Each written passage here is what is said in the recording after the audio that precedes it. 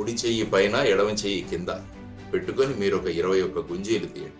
దానివల్ల ఏమవుతుందంటే మీ brain activate అవుతుంది. దక్షిణ కొరియా ఒక చిన్న దేశమైనా కూడా వాళ్ళు కియా మోటార్ అని, హుండై అని, శాంసంగ్ అని, ఎల్జీ అని ఇలాంటి పెద్ద పెద్ద కంపెనీలను పెట్టి వాళ్ళు ప్రపంచాన్ని ముందుకు తీసుకువెళ్తున్నారు. దానికి ప్రధానమైన కారణం దక్షిణ కొరియాలో పిల్లలు ప్రతిరోజు 21 గుంజీలు తీస్తారు.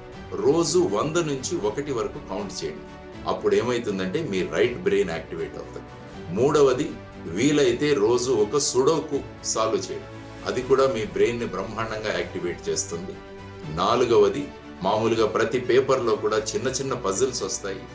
2 పిక్చర్లు వేసి 2 బొమ్మలు వేసి తేడాలు గమనించండి అని ఇస్తుంటారు. దాన్ని చేయండి.